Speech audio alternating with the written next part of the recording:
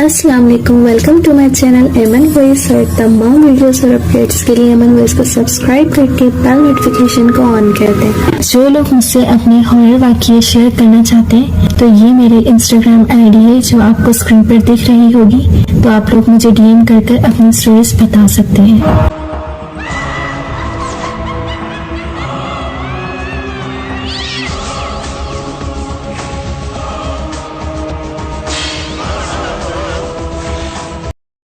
तो आज मैं आपको बारिशों की काली रातों की एक बहुत ही पुरस्कार भयानक बदरू की कहानी सुनाने वाली हूँ।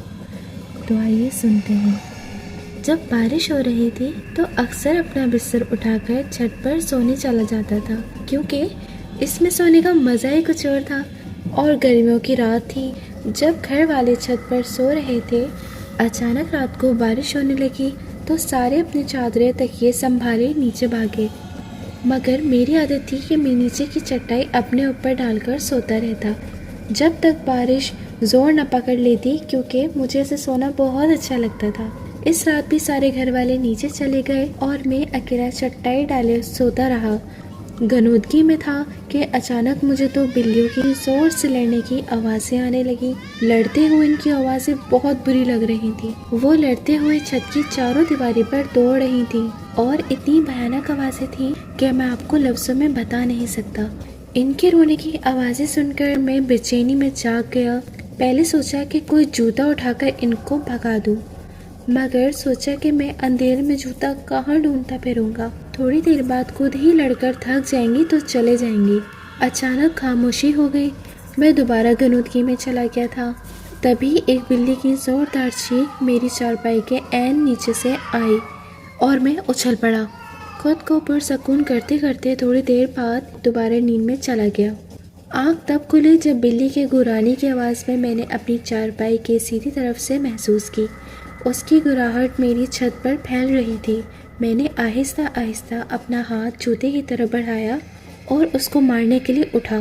देखा तो वहाँ तो कुछ था ही नहीं, लेकिन वो गुर्राहट अब मुझे अपनी बाएं तरफ से आने लगी। मैं अचानक अपनी बाएं तरफ पलटा तो वही आवाज़ मुझे दाईं तरफ से आने लगी। अब वही आवाज़ें मुझे कभी दाईं तरफ कभी बाईं तरफ से आने लगी। कभी दूर हो जाती, कभी बहुत करीब आने लगती। अचानक शदीद खौफ मेरे बदन में दौड़ गया। मेरी पिंडलियाँ सुन्न हो गईं। मुझे लगा कुछ गड़बड़ है। अचानक मैंने देखा कि एक सियाह बिल्ली दीवार पर बैठी सुर्ख आंखों से मुझे घूर रही थी। उसकी आंखें अंगारों की तरह दहक रही थी। मैं कांपते हुए से देखता रहा। इतनी हिम्मत नहीं थी कि मैं भाग खड़ा हूँ। फिर वो अचानक बड़ी होने लगी और मेरे देखते देखते ही वो बकरे जितनी बड़ी हो गई और ऐसी नजर आने लगी जैसे कोई काला चीता हो, क्योंकि वो बिल्कुल सियाह बिल्ली थी।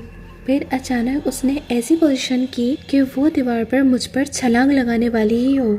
मेरे मुंह से एक जोरदार चीख निकली। मैं एक ही छलांग में नीचे उतरा और सीढ़ियों की तरफ भागा। मेरी चीख इतनी बुलंद थी कि मेरे अम्मी, अब्बू और बड़ा भाई सहन में आ गए और मैं सीढ़ियों से नीचे आते ही गिरकर बेहोश हो गया। मगर परेशानियां खत्म नहीं हुई।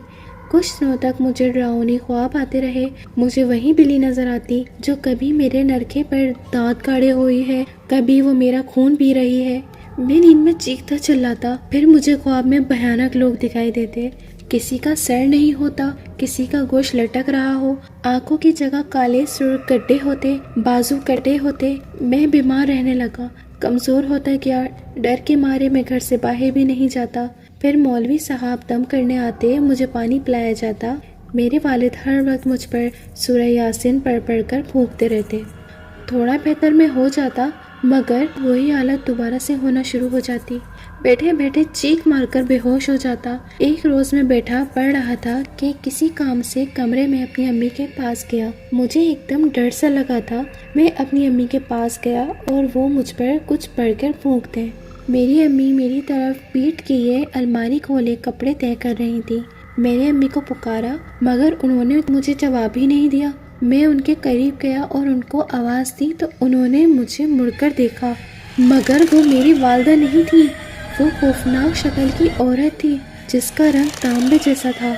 आंखें उसकी सर्द और मुंह का दहाना बड़ा था। वो हाथ फैलाए हंसी जा रही थी और मुझे अपनी तरफ बुला रही थी। اس کے دانت چمک رہے تھے۔ میں تو پہلے ہی ڈر کے اپنی والدہ کے پاس دم کروانے آیا تھا۔ اس عورت کی شکل دیکھی تو وہیں بے ہوش ہو گیا۔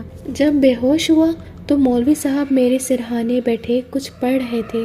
میرے ابو شدید پریشانی میں بیٹھے تھے۔ مولوی صاحب کے پوچھنے پر ان کو میں نے ساری بات بتائی تو وہ سوچ میں پڑ گئے۔ میں اس طرح کے واقعات میرے علاوہ میرے گھر کے سارے افراد کے ساتھ بھی پیش آنے لگے۔ کبھی واش روم کا دروازہ اندر سے بند ہو جاتا، پانی کی آوازیں آنے لگتی، تھوڑی دیر بعد دروازہ کھل جاتا لیکن اندر کوئی نہ ہوتا۔ ایک بار ہم سب رات کو ٹی وی دیکھ رہے تھے کہ بجلی کا بٹن ٹھک سے اوپر ہوا اور بلب بجھ گیا۔ ایک بار میری امی کی چارپائی کمرے کے بیچ میں کسی نے کھینچ کر دور کر دی۔ جب وہ سوئی ہوئی تھی، چیزیں ہم ایک جگہ رکھتے مگر ہمیں ملتی دوسری جگہ سے۔ گھر کا ہر فرد ڈرا سہما رہنے لگا، کوئی میرے ساتھ نہیں بیٹھتا تھا۔ سارے بہن بھائی مجھ سے خوف کھانے لگے۔ کالج میں دوست دور دور رہنے لگے تھے کیونکہ کئی بار ہم دوست بیٹھے ہوتے تو میری سائیکل کی گھنٹی خود بجنے لگتی۔ ہمارے سکون غارت ہوئے 7 مہینے ہو گئے تھے۔ میں اپنی حالت سے اتنا تنگ ہوا کہ خودکشی کرنے کا سوچنے لگا۔ ایک روز ہمارے مولوی صاحب اپنے ساتھ ایک بزرگ کو لے کر آئے اور بتایا کہ یہ میرے مرشد ہیں۔ وہ بزرگ سفید کپڑوں میں تھے، سفید عمامہ تھا، چہرے پر سفید داڑھی تھی اور ماتھا ایسے چمک رہا تھا جیسے روشنی پھوٹ رہی ہو۔ انہوں نے میرے ماتھے پر ہاتھ رکھا اور میں رو پڑا۔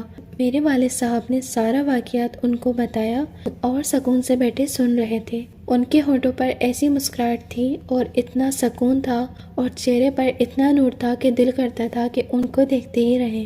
انہوں نے میرے والد صاحب کے ساتھ سارے کمروں کا جائزہ لیا، چھت پر جا کر ایک ایک کونا دیکھا اور ساتھ والوں کی چھتیں دیکھی۔ ہمارے گھر میں محلے کی عورتوں کا رش لگ گیا جو ان سے پانی پر دم کروانے آ گئی تھی۔ وہ میرے قریب آ کر بیٹھ گئے اور انہوں نے اپنے دائیں ہاتھ کا انگوٹھا میرے ماتھے کے درمیان میں رکھا اور اپنی آنکھیں بند کر کے کچھ پڑھنے لگے۔ مجھے ایسا لگا کہ کوئی میری کھال کو کھینچ رہا ہو۔ میری چیخیں نہیں رک رہی تھی۔ میں ان کا انگوٹھا اپنے ماتھے سے ہٹا رہا تھا مگر ان کا ہاتھ تک نہیں ہلا سکا۔ میرے بھائی مجھے بتاتے ہیں کہ وہ 1 گھنٹے سے زیادہ کچھ پڑھتے رہے اور تمہاری دل خراش چیخیں سننا ہماری بس سے باہر تھا۔ آہستہ آہستہ میں پرسکون ہوتا چلا گیا۔ آنکھیں کھولی تو وہ مجھے دیکھ رہے تھے۔ ان کے چہرے پر مسکراہٹ تھی۔ انہوں نے پانی منگوا کر دم کیا، کمرے کے ہر کونے میں پانی چھڑکایا اور 2 گھونٹ پانی مجھے پلا دیے۔ وہ گھونٹ پانی ایک جیسے کوئی آب حیات تھا کہ پیتے ہی میرے سر سے 7 مہینوں کا چڑھا ہوا بوجھ اتر گیا۔ میرے کندھے ہلکے ہو گئے، میرے جسم میں سکون دوڑنے لگا، میری بجھی آنکھیں روشن ہو گئیں۔ میں اٹھ گیا اور ان کی ہتھیلی پر سر رکھ کر رونے لگا۔ وہ میرے سر پر ہاتھ پھیرنے لگے۔ انہوں نے سب گھر والوں کو کہا کہ نماز اپنے وقت پر پڑھنا اور حرام جھوٹ غیبت سے بچنا اور ہر روز 4 کل پڑھ کر اپنے ہاتھوں پر پھونک کر پورے جسم پر پھیر لیا کرنا۔